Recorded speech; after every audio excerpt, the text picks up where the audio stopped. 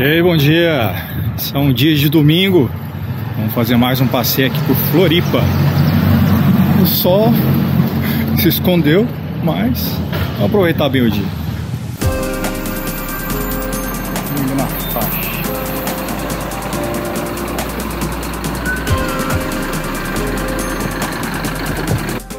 O transporte público de Floripa é bem eficiente e seguro. E o melhor de tudo é que no último domingo de cada mês é gratuito.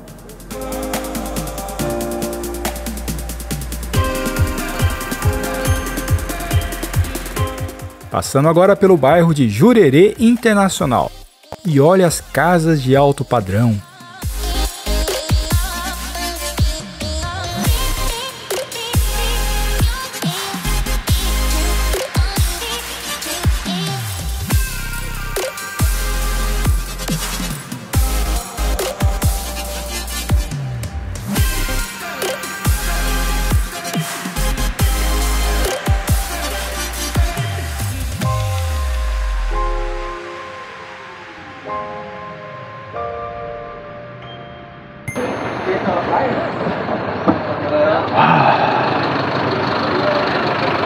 Já é a primeira parte do passeio, né?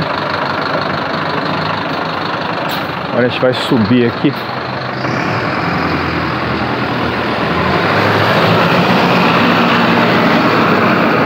O ônibus vai fazer o retorno.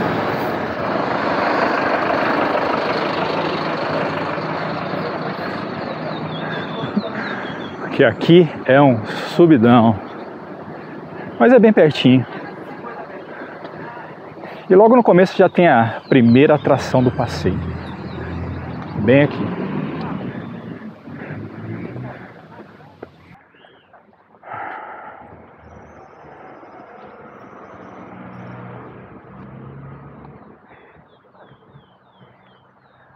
Essas aqui são as ruínas da bateria de São Caetano. Ela foi construída para auxiliar a defesa aqui do norte da ilha. E é pertinho aqui do Forte de São José da Ponta Grossa que a gente vai visitar. Então aqui nós temos alguns painéis, né, que contam um pouco da história. Aqui então ficava uma guarita, bem aqui onde está essa pedra redonda. A única coisa que sobrou, original.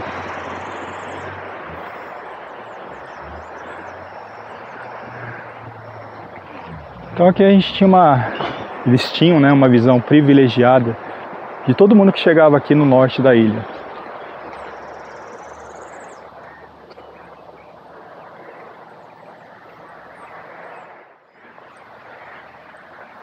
Então isso montava aqui um triângulo defensivo aqui no norte da ilha de Santa Catarina. Então nós tínhamos aqui a Fortaleza da Ponta Grossa, que está aqui na frente, depois aqui na Fortaleza de Anhatomirim, e na Fortaleza de Ratones. Então fazia um grande triângulo aqui com várias bocas de fogo, que era para impedir as invasões. Aí você vai me perguntar, né, mas por que o pessoal não vinha pelo sul? É que pelo sul da ilha, apesar de ser mais fácil de acessar, só que não era tão fácil assim, né, porque o mar ali, ele é muito revolto, tem muitos recifes e fatalmente as grandes naus que entravam por ali acabavam naufragando. Então por isso, o acesso mais seguro era sempre aqui pelo norte da ilha. Por isso então foi construída essa rede defensiva aqui em Florianópolis. E apesar da construção aqui desse triângulo defensivo, então nada disso adiantou. Em 1777 veio uma força gigantesca espanhola com 117 navios e em vez de passar por aqui, eles atracaram em Canasvieiras, vieram a pé e tomaram toda a fortaleza e a bateria sem disparar um único tiro. Segundo estudos, quando os espanhóis chegaram, o comandante da bateria, ao ver a grande invasão, desertou para o lado dos espanhóis e o restante da guarnição correu para o forte, sem disparar um único tiro. Então, vamos continuar nosso passeio. Essa foi então a bateria de São Caetano. E só tem mais um pouquinho de subida. Só que a via aqui é bem estreita, né? Então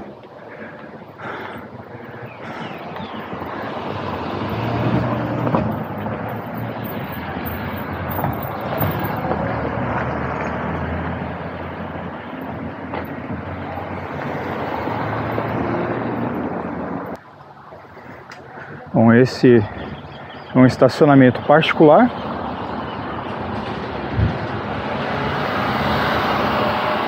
Mas a capacidade é bem pequena.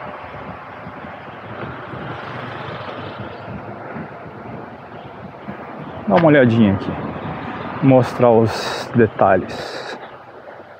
É recente, mas parece que está meio abandonado.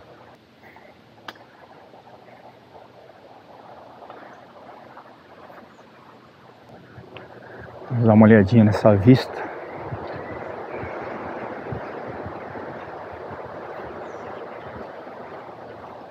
Um gato ali. É bom que já tem até o acesso aqui, é uma pequena praia. Vamos dar uma olhada aqui.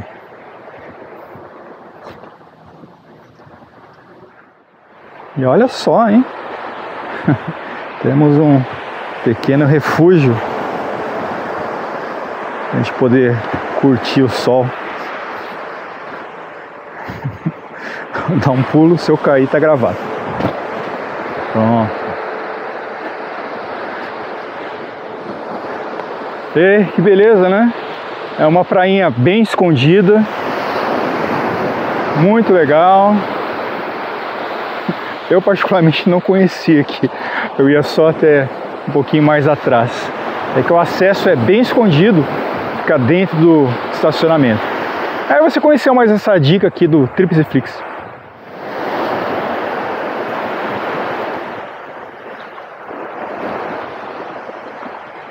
Uma garça ali dando uma pescadinha.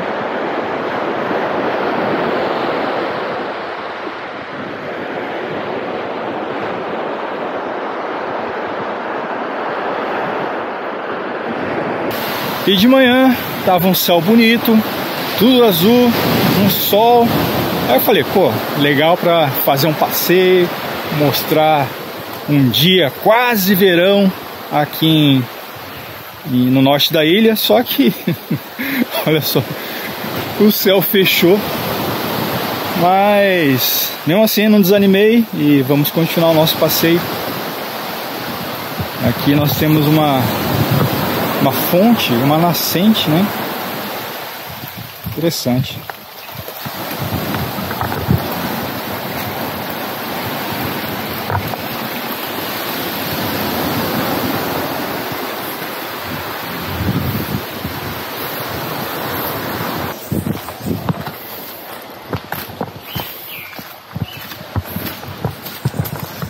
Então daqui vamos direto para a Fortaleza. Durante a pandemia tudo isso ficou fechado, né? A gente ficou sem oportunidade de vir para cá. E mesmo após a pandemia demorou muito para reabrir. Que aí também eles começaram a fazer as obras de restauração.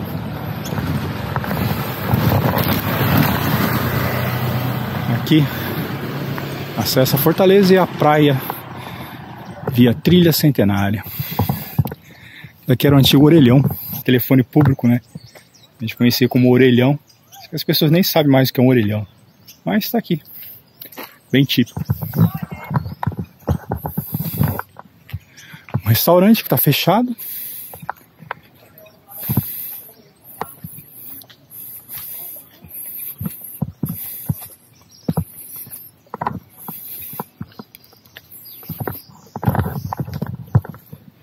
E aqui ficam os cuidados da UFSC, Universidade de Santa Catarina, que gerencia toda a parte de restauração, o contexto histórico e também do próprio acesso ao interior das fortalezas aqui de Santa Catarina. Nós temos um quiosque.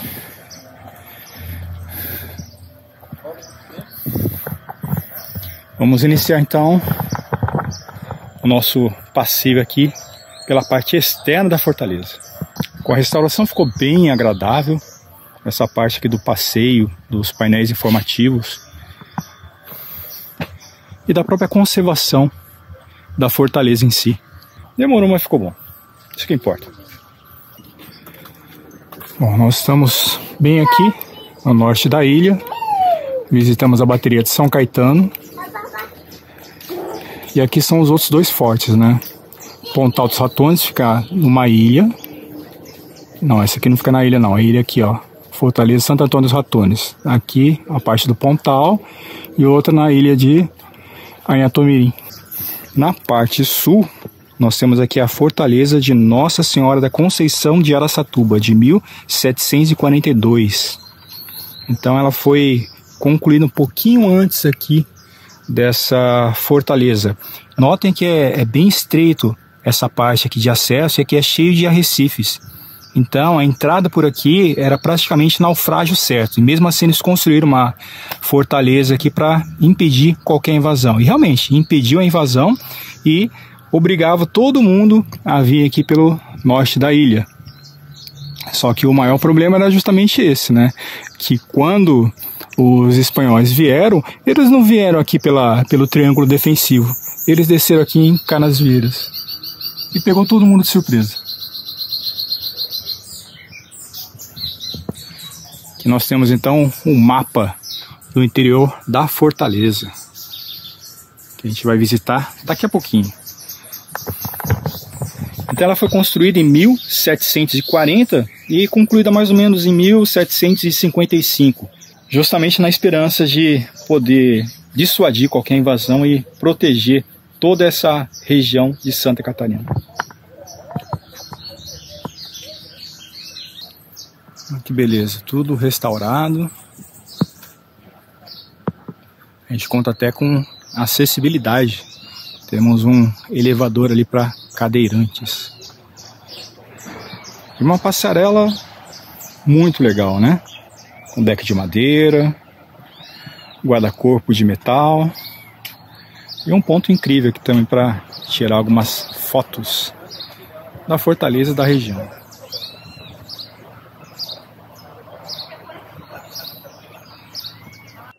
E olha só o visual que eles tinham para a parte defensiva.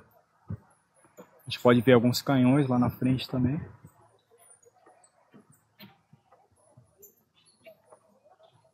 Era uma bateria de 31 canhões.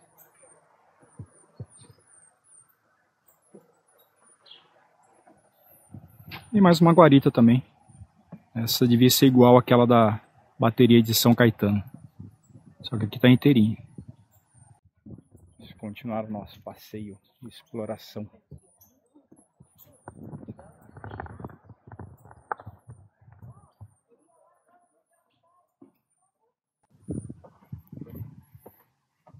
Bem agradável aqui, ó. Tem bancos sobre as árvores. Muito importante, né? Porque aqui, no sol, terrível.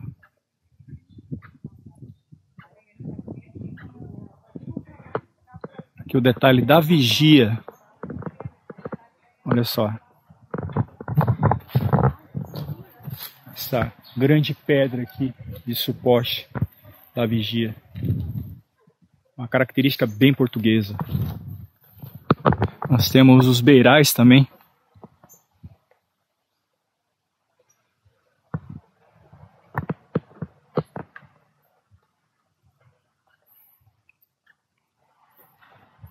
E o mar, né? Olha que mar maravilhoso. Nós temos vestígios da guarita antiga. Essa pedra redonda aqui.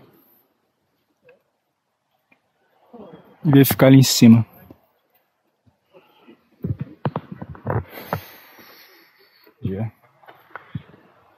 O dia nublado tem as suas vantagens. Pelo menos não está muito quente, temperatura agradável e ventando. E também, como não é temporada, né, então não tem aquela muvuca aqui de turistas se atropelando, parando para tirar selfie. Então, ajuda bastante.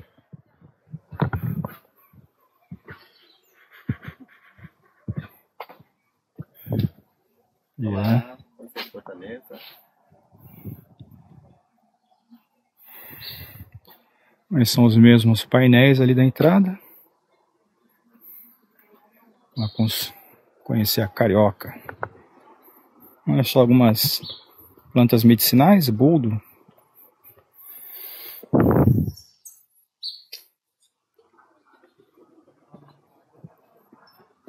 E aqui embaixo também tem a praia do Forte. Bem legalzinha também. Mais uma outra vigia. E aí vocês perguntam, né? Como é que eles conseguiam água? Tá aqui na beira da praia.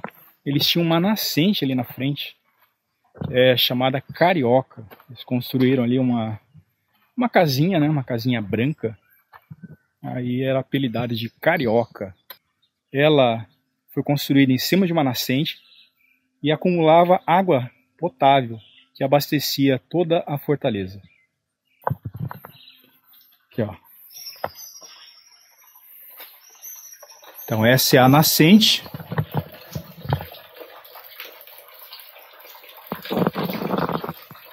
E as instalações da nossa Carioca.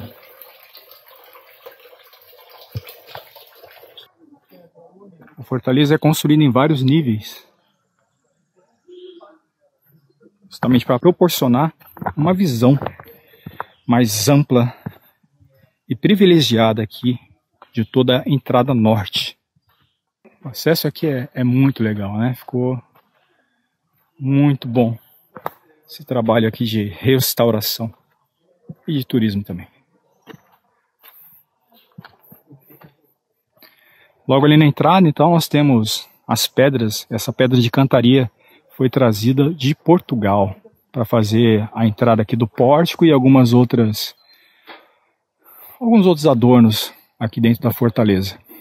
Aqui teria uma ponte levadiça, né, mas ela não existe mais há muitos séculos. E dá uma ideia geral aqui de como era o processo defensivo. Algumas vigias ali também na muralha. E agora vamos visitar o interior. A portada era a única entrada para a fortaleza.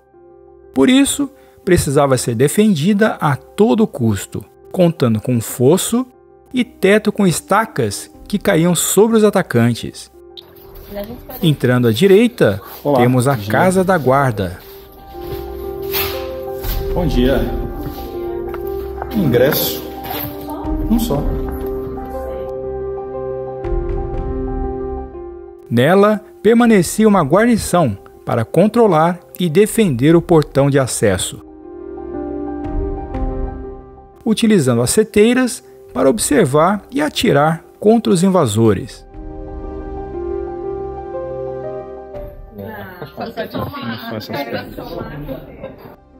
Em frente ficava o calabouço, mas este era destinado à prisão disciplinar dos próprios soldados, se cometessem alguma infração. O teto é todo feito em tijolos sem argamassa, apoiados neste quadrado central como em uma abóbada. Havia um túnel estreito para dificultar a passagem de grandes formações inimigas, com uma porta gradeada fechando o final. E se mesmo assim conseguisse passar, os defensores estariam abrigados e atirando, protegidos pelos vários níveis dos terraplenos. Neste primeiro nível, ficava a Casa da Palamenta. Ela guardava munição para os canhões do primeiro terrapleno, que consistiam em pesadas esferas de ferro, as balas de canhão. Ficavam perto porque a munição era pesada e precisava ser levada rapidamente em casos de ataque. Nos vértices da muralha estavam as guaritas, cada uma com sentinela atenta às movimentações ao redor do forte, e em caso de ataque, davam alarme aos demais defensores.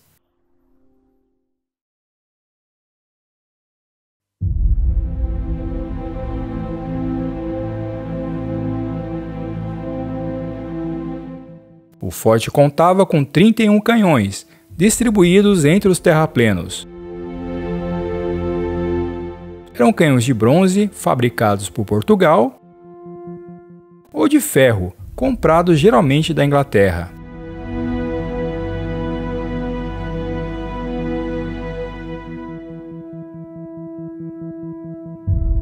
Para a operação de cada canhão, eram necessários de 6 a 8 soldados, que tinham funções específicas: o carregador, o artilheiro, chefe de peça e os serventes.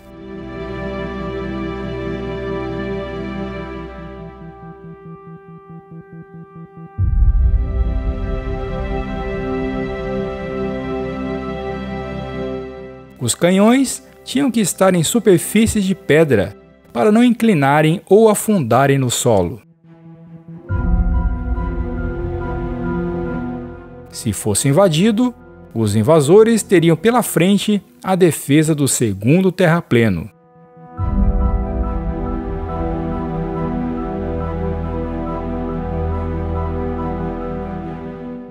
Com mais baterias de canhões e tropas protegidas atrás das muralhas.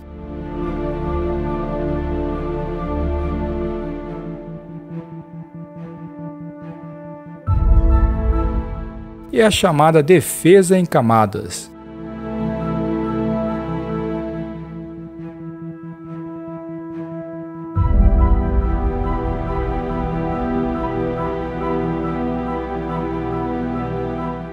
Este era o quartel da tropa. Alojamento para os soldados de serviço no dia. O piso original está conservado e visível pelo chão de vidro. Atualmente, funciona como uma oficina de rendeiras.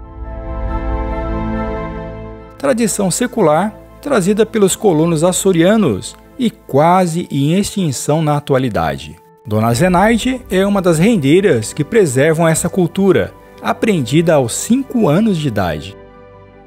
Uma arte de muitos dias de trabalho, mas que infelizmente nem todos valorizam.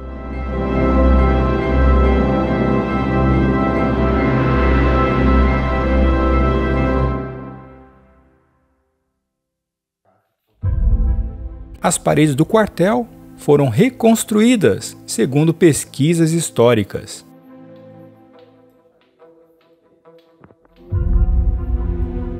O quartel era pequeno, porque os soldados que não estavam de serviço no dia iam dormir em suas casas, que ficavam no entorno do forte.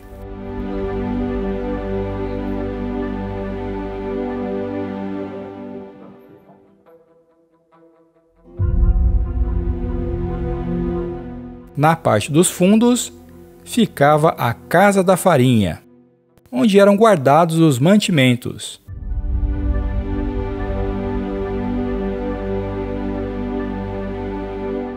E aqui atrás ficava a cozinha, que não pôde ser restaurada por falta de informações.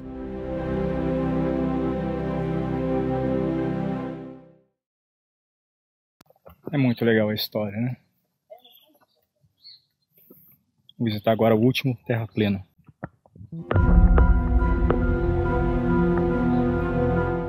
Ele seria a última linha de defesa do forte.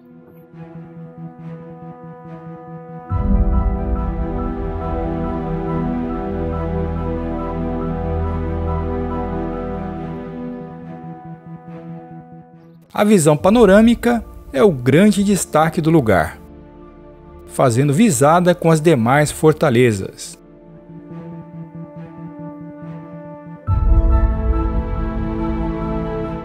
E nesse ponto mais importante estão a Casa do Comandante e a Casa da Pólvora ao lado.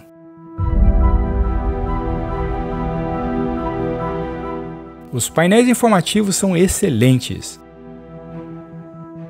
ajudando bastante a compreender o contexto da época.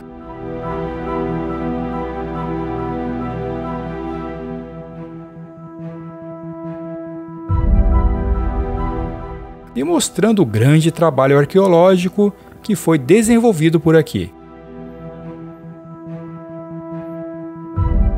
Balas de mosquete e de canhão. Fivelas de metal e cerâmicas.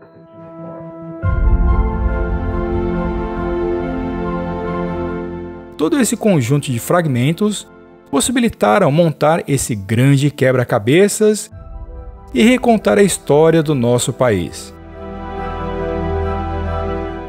Detalhe da parede interna: tinha 50 centímetros de espessura, enquanto as externas chegavam a ter 1 metro.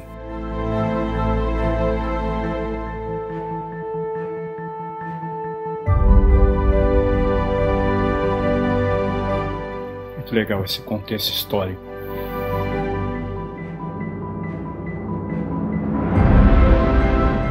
Na casa do comandante moravam também outros oficiais de alta patente.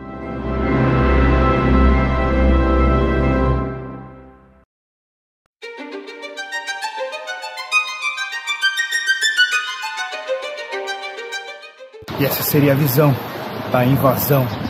Temos ali um navio pirata.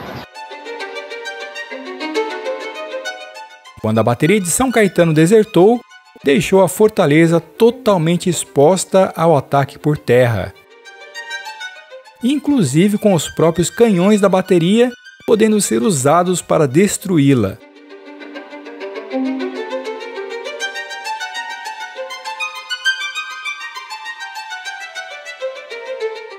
O comandante e toda a tropa fugiram e deixaram o forte ser tomado sem qualquer resistência. Era o mês de fevereiro de 1777 e Santa Catarina se tornava território espanhol.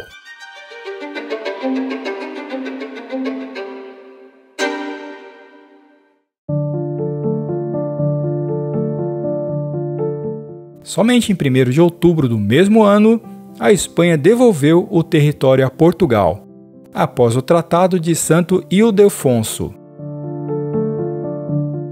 onde Portugal cedia a colônia de Sacramento e os 7 povos das missões. Quanto ao comandante, ele foi sentenciado por traição e morreu na prisão, apesar de se ter evidências de que o abandono do forte teria sido ordenado pelo então governador da província.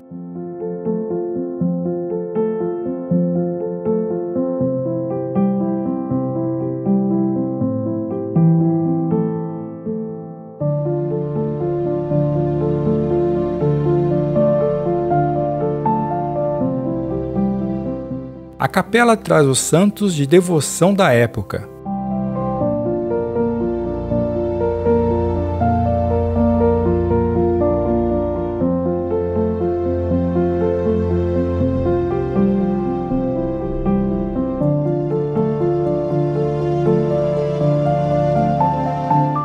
Com destaque a São José, o padroeiro do forte.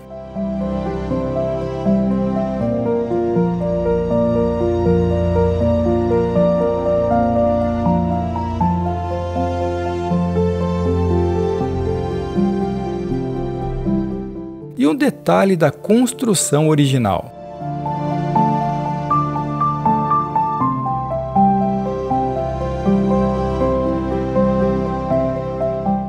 Após o episódio da invasão, o forte ficou praticamente abandonado.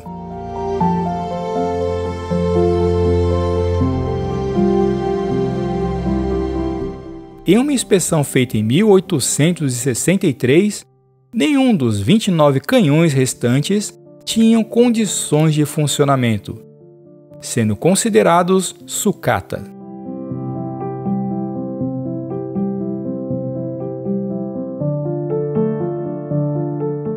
Em último ato, durante a Revolução Federalista em 1893,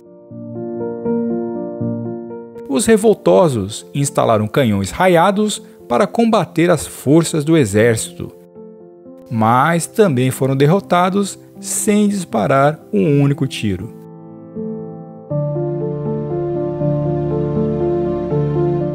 A partir de então, em 1898, tudo estava em ruínas, com suas pedras sendo saqueadas pela população para a construção de casas.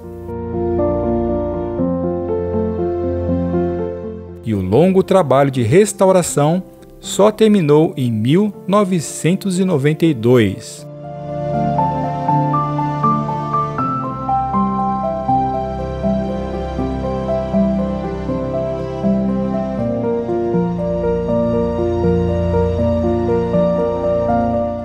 Desde 1992, a UFSC, Universidade de Santa Catarina, administra esta e as demais fortalezas da ilha.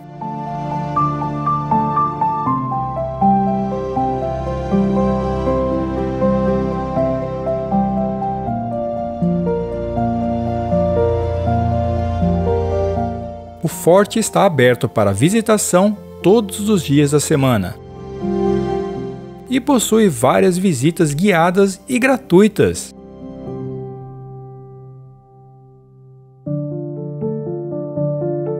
Espero que tenham gostado do passeio e que as informações lhe tenham sido úteis.